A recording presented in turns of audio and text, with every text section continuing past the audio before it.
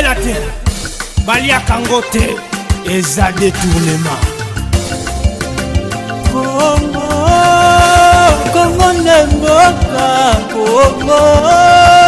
moko yo mokengeli yoba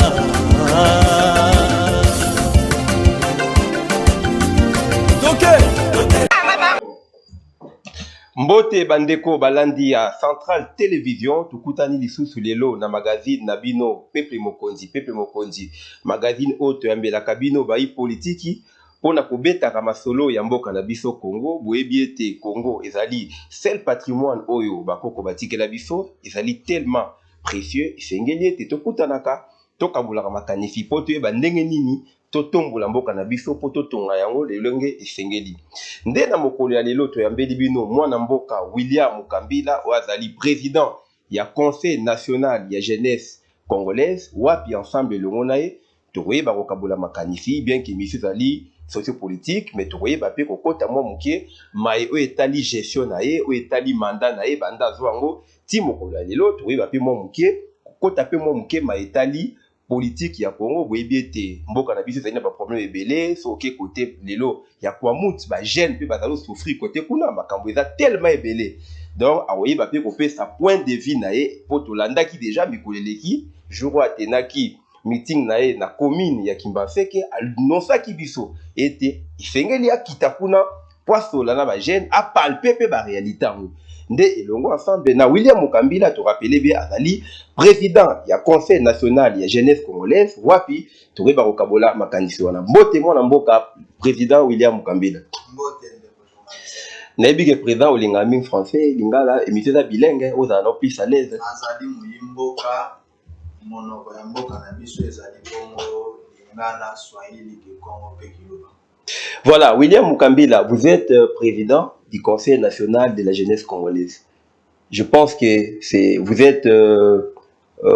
à la deuxième année de votre mandat. Boye, tozali bongo na deuxième année, na début ya deuxième année ya mandat na biso, tozalaki bongo baponami. Il y a assemblée générale au Sénégal qui centre na mois d'août. Et bongo le 12 août, nde tozalaki bongo investi et que tobandaki musala na biso le 29 où tosalaki bongo remise et reprise na bureau oyo sortant na yango wana tozali ya solo na deuxième année ya mandat na biso. Voilà, merci président William Mukambila, bolobi bozali na deuxième année ya mandat na bino. Voilà, ce que tokotana na etali d'abord objectif parce que on suppose que tant au commis président et ça mandat ba pefio et ça li charge aux a objectif oh ça signé qui nango alors objectif ni oh ça signé qui nango dira mandat na avant ya kokoma na ba objectif oyo ngai en tant que président ou ambassadeur ya bilenge assassinaki na kozwa ebonga ya conseil national de la jeunesse na lingi awa na yambo ko rappeler d'abord par objectif sacro-saint ya lingomba oyo ya bilenge oyo ebengami na kombo ya Conseil national ya jeunesse. Conseil national ya jeunesse ezali bongo esangiseli ya bilenge nyonso ya Congo ya ba mouvement association na couche nyonso sociale ya ba jeune ezali représenté na Conseil national ya jeunesse oyo ezali na objectif ya ko représenter bilenge epai kolobela epai ya bakonzi ya mboka to epai ya l'état congolais. Donc ozwa masenga na yango na bango ba bilenge ko mema yango epai ya bakonzi pe kozwa oyo etali bongo politique de gouvernance ya bakonzi ko mema yango epai ya bilenge. Donc tozali ko jouer ponto ki ambassadeur mais na yango wana pe tozali na mission ya kotalisa bilenge epai ya ba partenaires techniques et financiers na kati awawa tozali na ndingisa ya ko encadrer ko accompagner pe ko orienter bilenge wana na oyo etali bongo vision politique ya émergence ya mboka na biso. Donc wana ezali na yambo oyo tobengi na lopoto les objectifs to ba mission ya Conseil national de la jeunesse oyo ezali ko représenter bilenge nyonso ya Congo oyo biso tozali na bosenga ya kokamba. Alors na tango oyo biso tozwaki libonga ya conseil national de la jeunesse po ete tolobelaka ndenge na uti koloba awa ezali po tolobelaka bilenge wana ezali po tozala na bilenge parce que ngai mpe naza elenge nafandi na bamouvement citoyen nafandi na bamouvement associatif nayebi mpasi ya bilenge ntango nazwaki ebonga wana ezalaki justement po ete nazwa masenga ya babilenge nakomisa yango na mesa ya badécideur nde oyo biso tozali na kati ya kosala yango wana ezali exprimer bien évidemment à travers projet na biso ya monene oyo toyaki na yango oyo eza na kati ya kozala exécuté oyo tobengi na lopoto consultation nationale de la jeunesse. Consultation nationale de la jeunesse oyo ezali bongo na vision nationale ya kofandisa bilenge nyonso autour d'une même table koyoka bango koyoka masenga na bango afin que nazala ambassadeur moko oyo azali outillé non seulement par des idées philosophiques mais outillé par de vrais problèmes ya ba bilenge wana oyo bazali ko ressentir na vie quotidienne na bango. Na yango wana tolansaki yango awa na Kinshasa na banzi ete ozalaki mpe invité mokolo yango ezalaki mokolo ya le 27 décembre 2021 na assemblée nationale oyo tolansaki tozalaki bongo na premier vice-président deuxième vice-président assemblée nationale et tozalaki bongo mpe na présence ya tata mokonzi ya province ya ville province ya Kinshasa excellence Ngobila Mbaka nanga moko pe na bilenge nyonso bazalaki wana topeselaki bongo vision to objectif oyo ya consultation. Objectif ya consultation ezali nini parce que na kokoma na ebonga totali balobaka ete jeunesse ezali avenir ya lobi mais lobi wana bapreparaka yango lelo ti mpona kotonga mboka il faut kozala na busole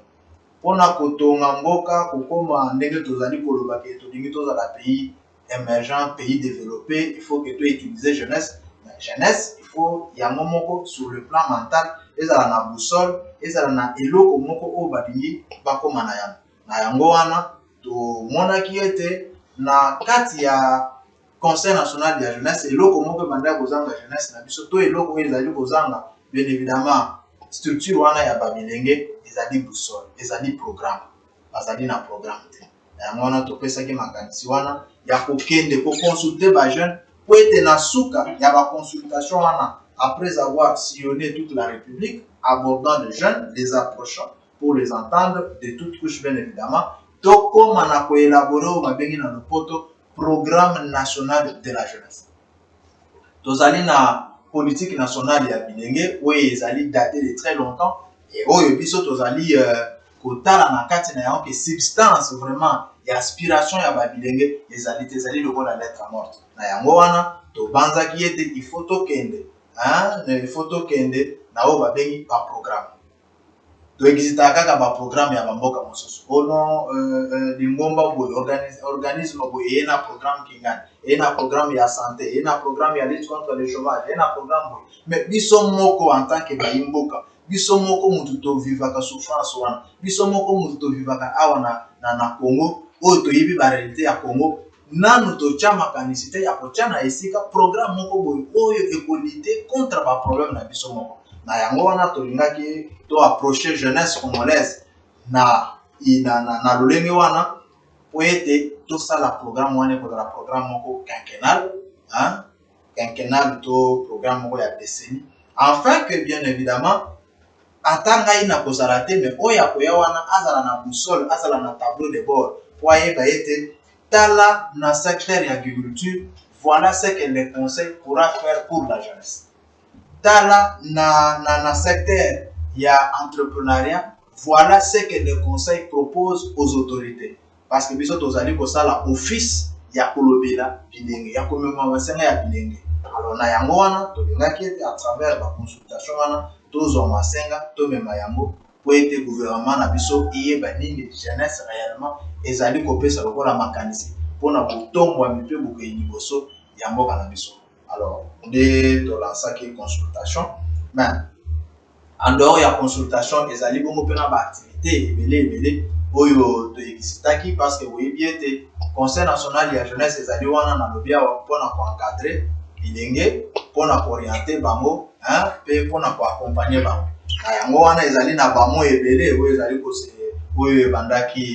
Beaucoup de mots qui se vivaient ou qui se vivent dans nos communautés. Justement, nous avons parlé des phénomènes bombés qui a connu bien évidemment. Non, Toko, est-ce qu'il était présent? Toko Mawana, la ligne d'abord, si les salons par rapport à la question de la Tunagibino, par rapport à l'objectif, nous vous expliquer. L'objectif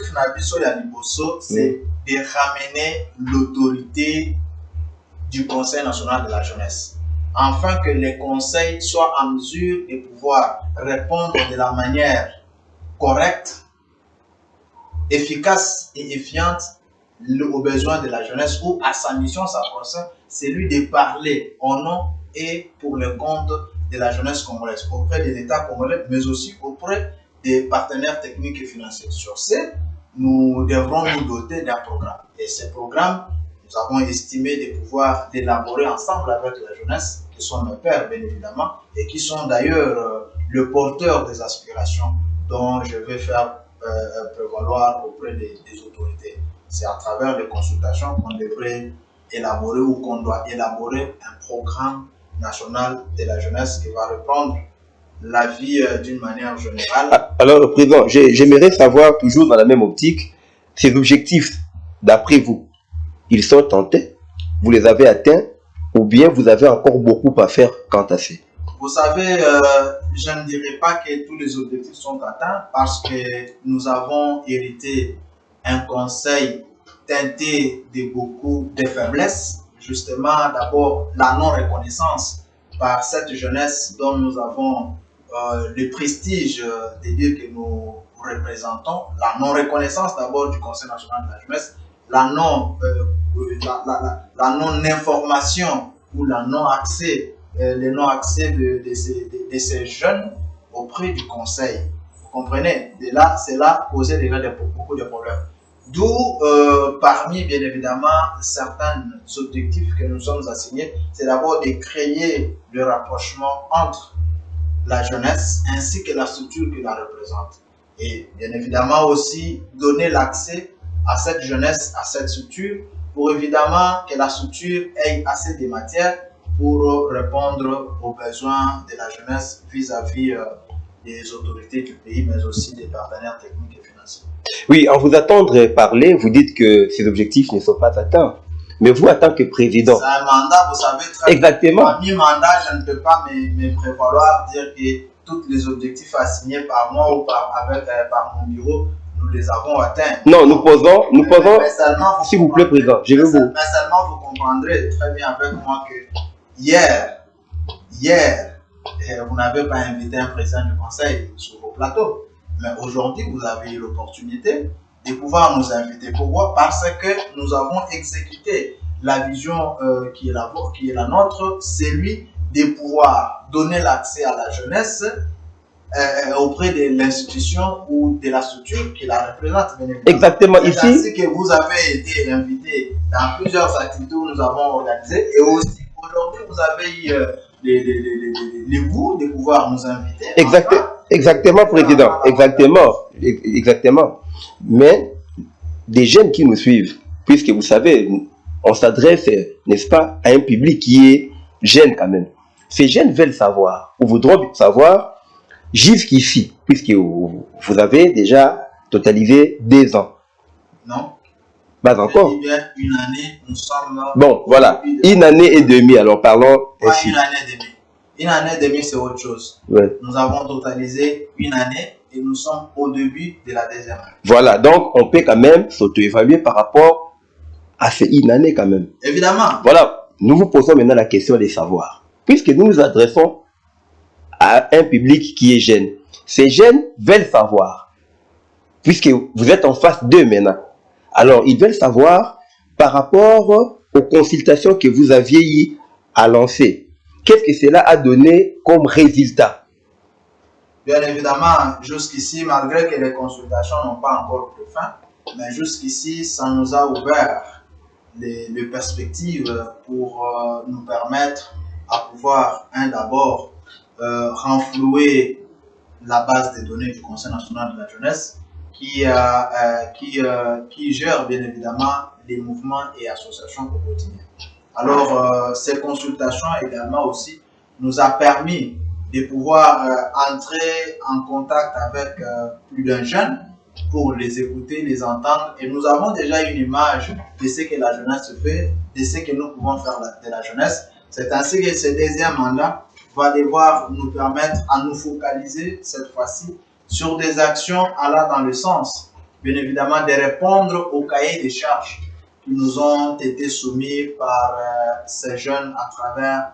les mouvements, associations consultés lors de ces assises. Alors, Président, pourriez-vous nous parler un peu? Combien de jeunes encadrez-vous? Vous maîtrisez quand même, vous avez une idée par rapport, n'est-ce pas, au nombre des jeunes que vous encadrez? Vous savez, la population RD congolaise est estimée à plus de 75% des jeunes. Et moi, je suis le représentant de cette jeunesse. Par ici, vous dire que combien de jeunes j'encadre, ça sera une réponse un peu précoce. Aussi longtemps que je l'ai dit tantôt, nous agissons à travers des mouvements et associations structurés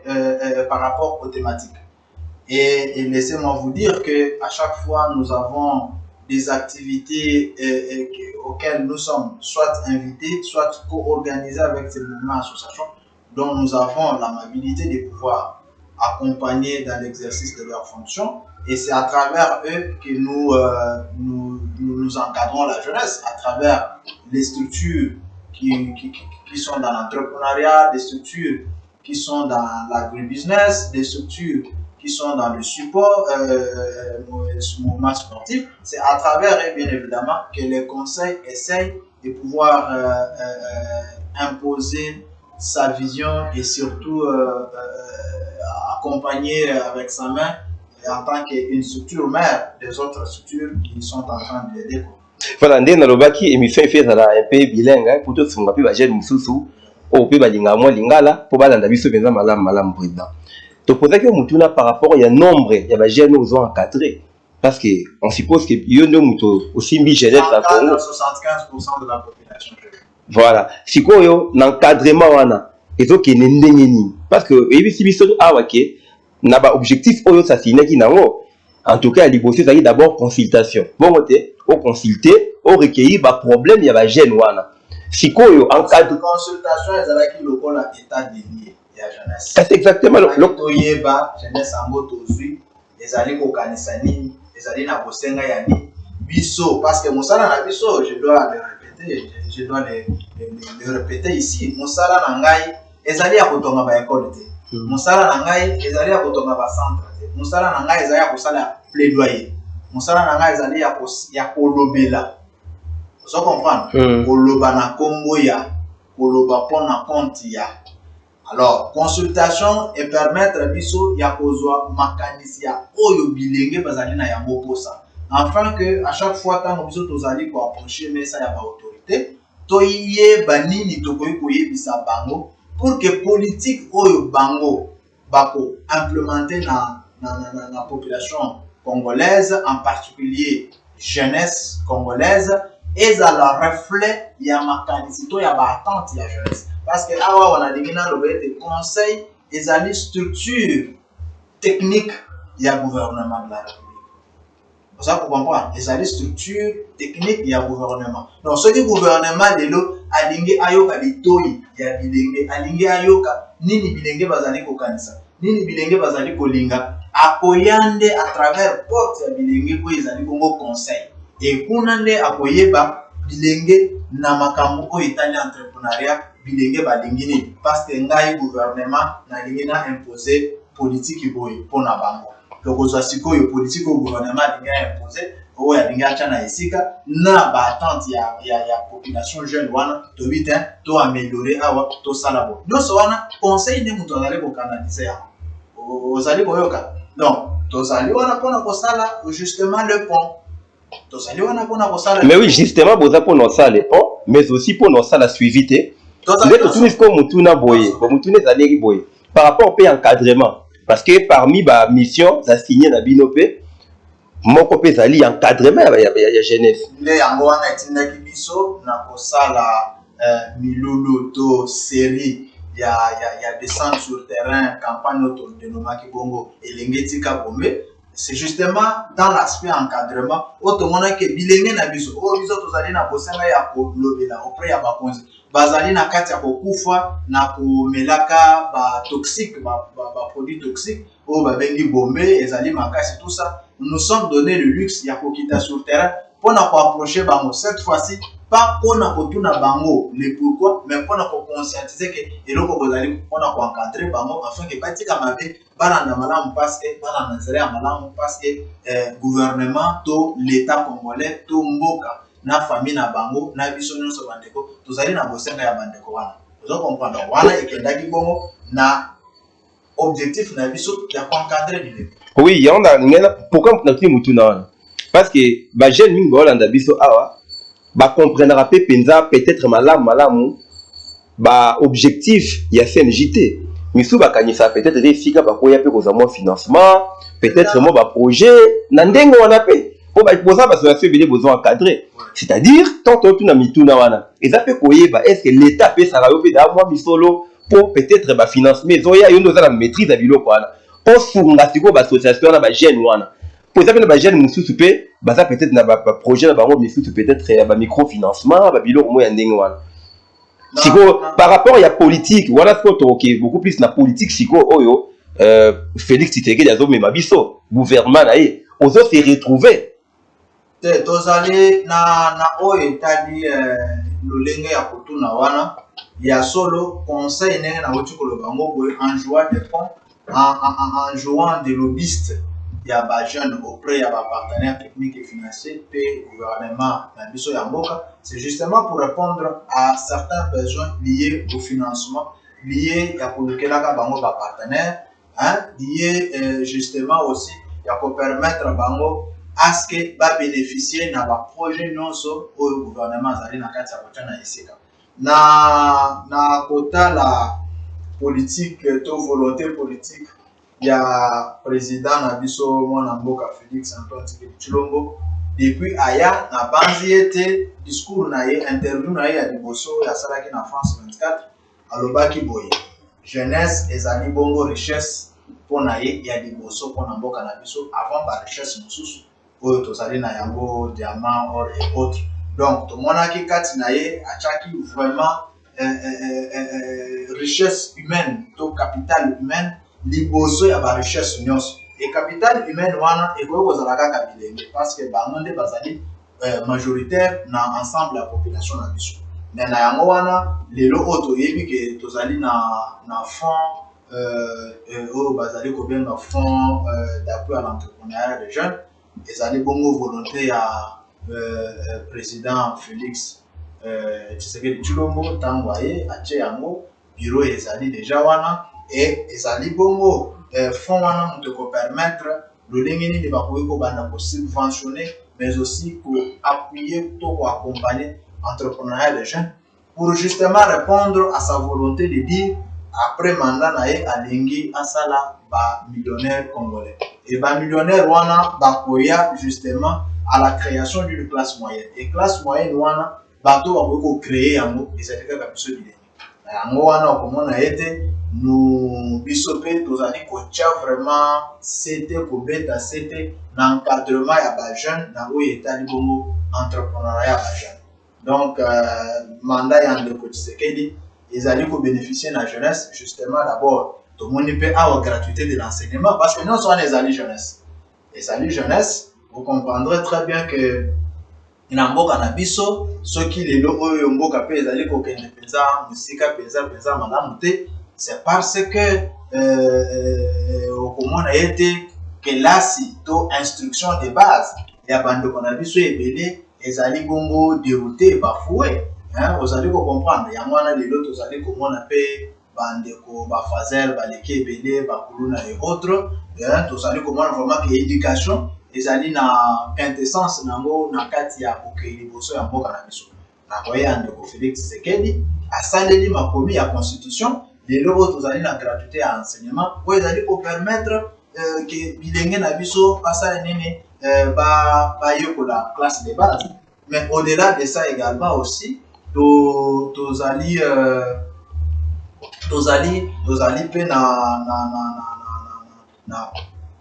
mwa misala ebele oyo tozali na kanyama kasese ebi ke na ntango mosusu awawa bilenge oyo nga nazali kokamba babandaki koboma bango soki bakuti yo na mabe soki bakuti yo na machete bazwi yo babomi yo mais lelo oyo ndeko Tshisekedi mpona korealize bien évidemment vision na ye to aspiration na ye ya kotia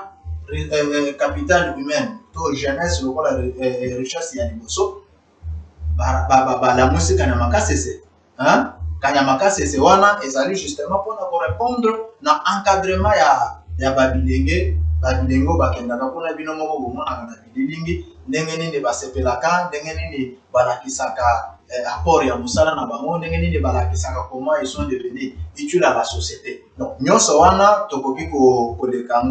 kolekisa yango pamba te ezali bongo bainitiative ya malamu oyo ezalaki te na mboka na biso mais oyo ekomi mpe oyo ezali kobénéficie jeunesse oyo ngai nazali na bosenga ya korepresente. Merci, te poursuivre, tout le bédasiko au Makambo, tout mon aki, Mikoeleki Nakati, je crois, au salle déjà des meetings na Tchango, non? Durant. Na salle d'été, na salle où ils allaient troisième, to bandaki bongo na Bombe, to salaki yango na Masina, na Liberté, to longo kuna to kepe na Kimanteke, to sali, et puis au moins il ba résultat, au moins que na tango ya liboso na ba vers 9e mois, 10e mois wana,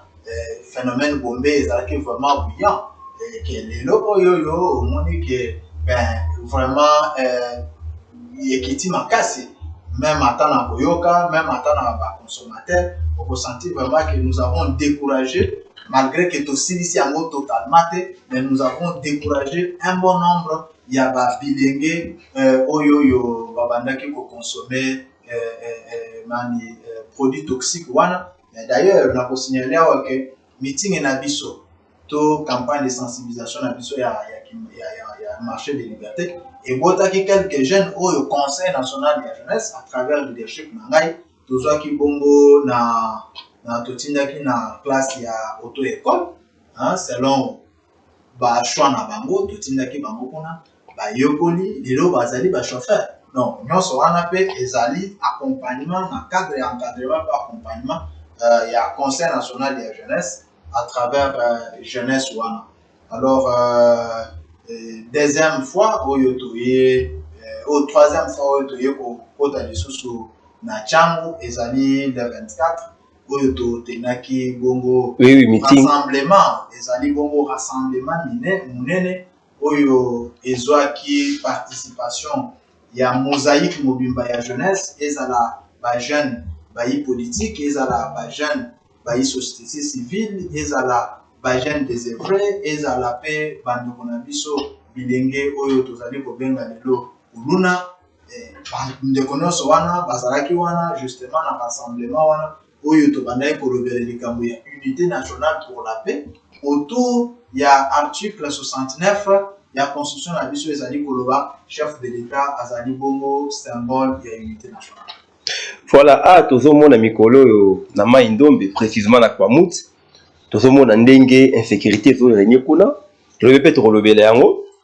ba jeune bazokufa tant musuko to lobi ote en tout cas ils allaient infiltration ya ba Rwandais mais tomona pe na ba image ba mususu bazokanga wana bazomena bomba musu biloko kolia balobi uti telle place uti boye wanosaki mikoeleki na meeting na o tenaki na Masina ki okokita pe kuna est-ce que okendaki déjà nazali na kati ya kobongama donc mikolo semaine ezali kobanda na kobenga yo tokende soki ozali pe okoaccompagner biso omona yo moko mosala oyo tokosala ndenge nini tokoapproche babilenge na biso afin que ndenge tolobaki awawa nous sommes dans une démarche ya rassemblement ya unité nationale ya bilenge pour la paix autour ya symbole ya unité nationale oyo azali bongo tata mokonzi ya mboka selon article 69 na alinéa 1er. Donc objectif na biso parmi pe ba mosala oyo conseil faut asala c'est justement tango ba biloko ya boye ezali kosalama okende kokita penza à la base kosolola na bilenge ngai en tant que représentant na bango po ete na tuna soki réellement ezali bino bozali kosala yango mpona et nini bozali ko attendre dans le gouvernement